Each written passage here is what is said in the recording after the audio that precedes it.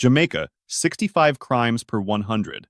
Zero people. Jamaica opens the list as one of the most dangerous countries due to a combination of gang violence, corruption, and under-resourced policing. Major cities like Kingston, Spanish Town, and Montego Bay struggle with entrenched criminal networks involved in drug trafficking, extortion, and targeted killings. Many neighborhoods are controlled by local dons, whose influence often surpasses that of law enforcement. Violent crime, especially armed robbery, assault, and sexual violence, remains a daily threat, while the police force is described as understaffed, underfunded, and slow to respond. Tourists are urged to avoid specific districts where gang activity is common, and nighttime travel is strongly discouraged. Despite Jamaica's famous hospitality and tourism industry, the country's 65 homicides per 100, zero people reflect a crime level far above global averages.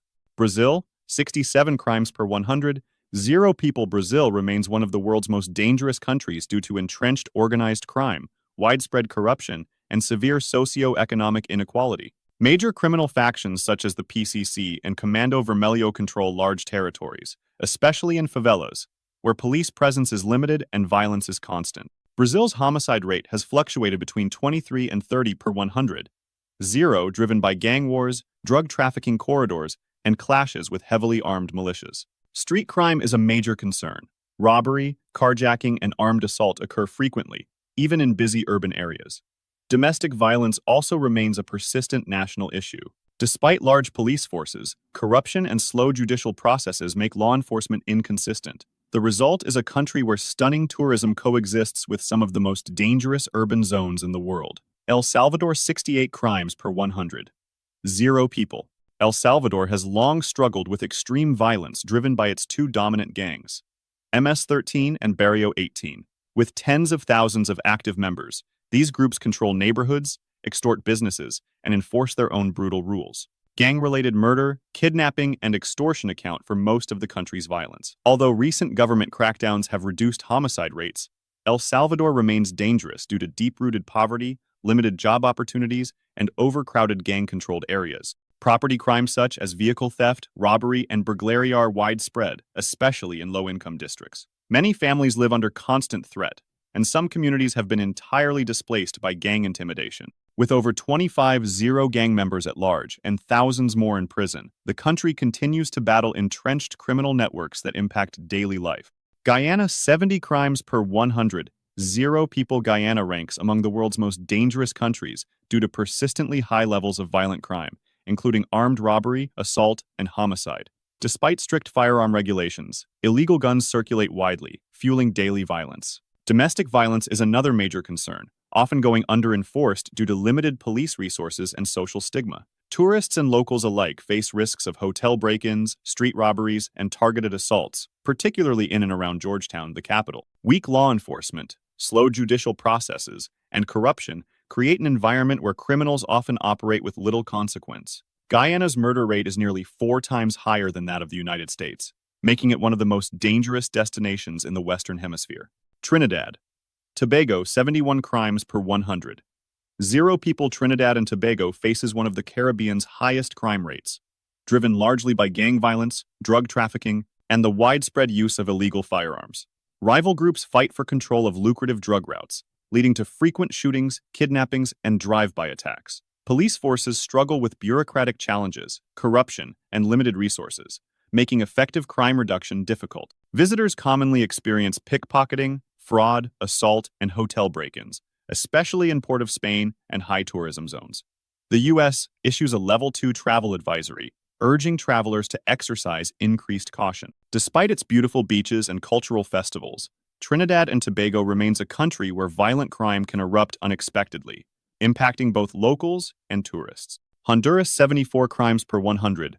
Zero people. Honduras ranks among the world's most dangerous countries due to violent gang activity, primarily from groups like Barrio 18 and MS-13. At its peak in 2012, the nation saw around 20 homicides per day, making some cities nearly ungovernable. Weak law enforcement and widespread corruption allow gangs to control neighborhoods, extort businesses, and recruit children. Honduras is also a major drug trafficking corridor to the United States, attracting cartel violence and organized criminal groups.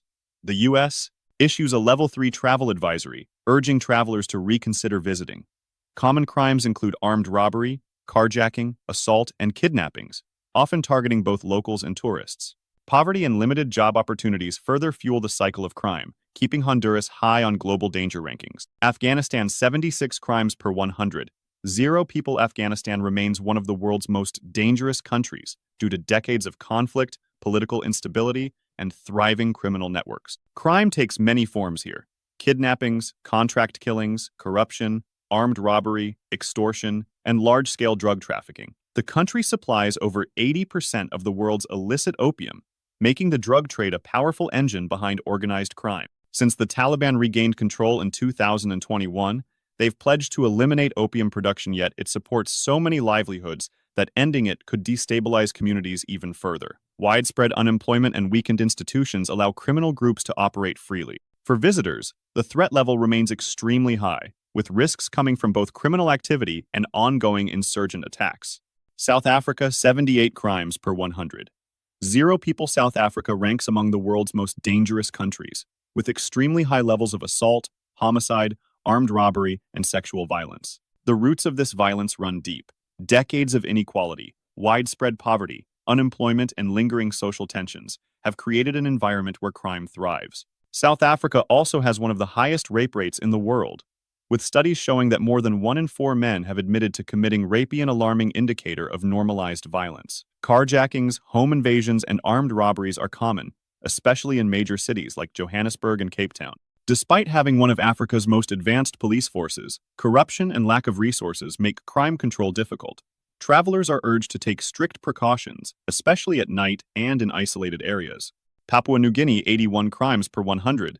Zero people. Papua New Guinea has one of the world's highest crime levels, driven largely by rapid social, economic, and political instability. Violent street gangs known as rascals dominate urban areas, carrying out everything from petty theft to armed assaults and large-scale robberies. Most gang members come from communities with little education and limited job opportunities, creating a steady pipeline of recruits. Corruption is widespread, especially in major cities, further weakening already fragile law enforcement systems. Its rugged geography also makes the country a hotspot for drug trafficking and human smuggling routes, worsening criminal activity. Tourists often face risks such as carjackings, break-ins, and violent confrontations, even in daylight. With crime deeply rooted in structural inequality, Papua New Guinea remains one of the most dangerous destinations on the planet.